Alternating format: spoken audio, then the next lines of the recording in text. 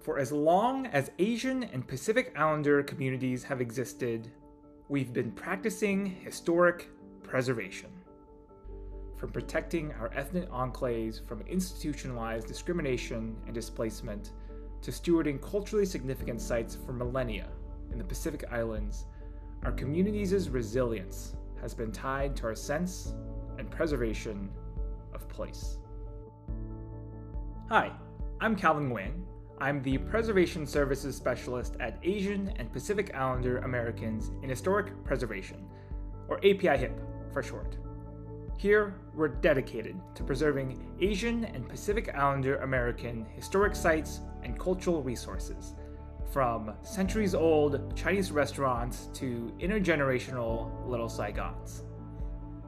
In our work, it's been clear to us that preservation is being done every day in our communities. However, a deficit remains in how capital P preservation, meaning the institutions, the laws, the professional practices, have recognized and supported our historic sites. This series is meant to help address that gap and provide an accessible roadmap to approaching preservation. Whether you're looking to save an historic building in your neighborhood and don't know where to start, or are a seasoned community organizer trying to get your campaign to the finish line. So first, let's answer the question, what is historic preservation? In simplest terms, historic preservation is the past made useful. How do we commemorate, reconnect with, and sustain our historic buildings and landscapes? The act of doing preservation can take multiple forms. This often plays out in a few different ways. The first is documentation. This should almost always be the first step in preservation work. It helps answer exactly what makes a historic site historic. Proper preservation documentation requires gathering information on both physical condition and historic significance. For physical conditions, you'll want to document things like original design and construction, changes over time, and current visual and material conditions. For historic significance, you'll need to make your argument for why this place is historic.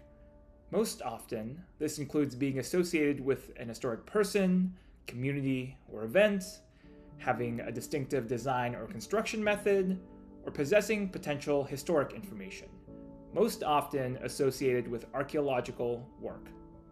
The bulk of the work, though, lies in a well-researched argument for why a site is historic.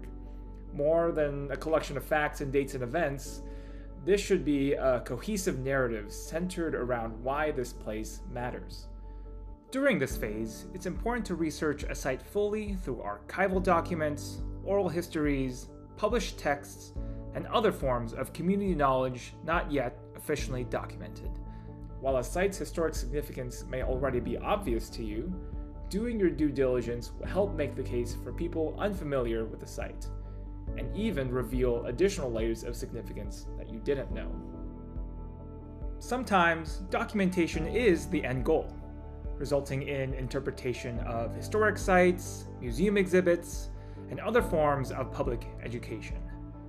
At the same time, documentation can provide that foundational information required to pursue the next steps to preserving a place, of which there are multiple. One outcome could be historic designation. This officially recognizes the site as historic through a legal framework. Depending on the type of designation, this can also include eligibility for grant programs, financial incentives, and site protection.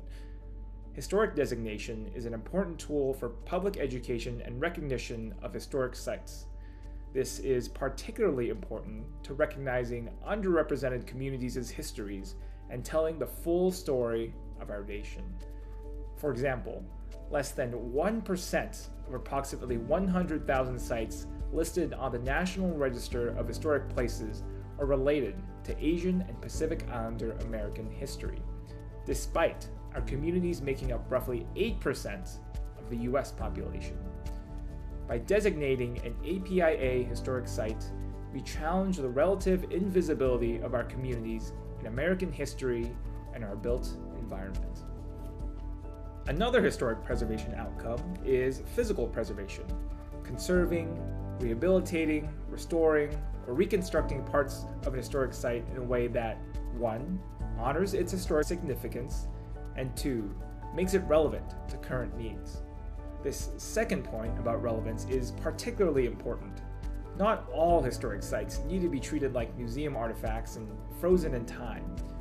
Oftentimes, successful physical preservation means retaining its historic character while also adapting it to a new use.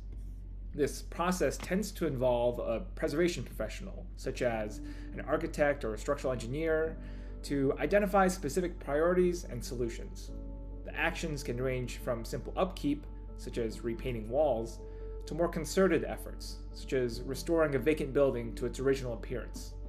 Even when plans for documentation, designation, or physical preservation are clearly outlined, beginning a preservation project can still be difficult. Factors such as funding, public support, and competing interests all present significant hurdles. In this case, advocacy can help provide that necessary support for a preservation project. Historic preservation advocacy is a broad action directed toward decision makers and the general public to help cross these hurdles. It can lead to increased funding, favorable legislative action, and widespread community support for a specific preservation issue. It's the most direct way to make our voices heard, to say that this place matters. Particularly for Asian Pacific Islander American communities and other underrepresented communities, organizing and advocacy is a vital tool to preserving our significant places, which historically have been overlooked or seen as a blank slate for development.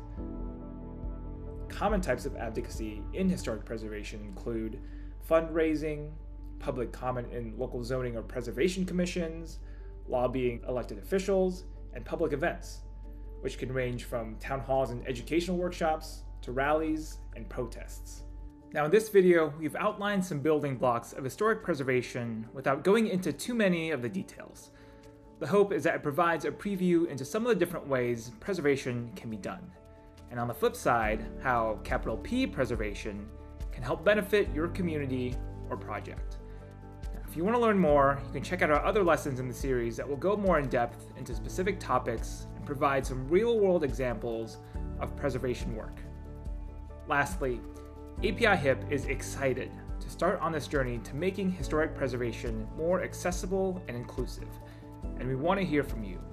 Please reach out to us if you have any specific questions, concerns, or topics you want us to cover.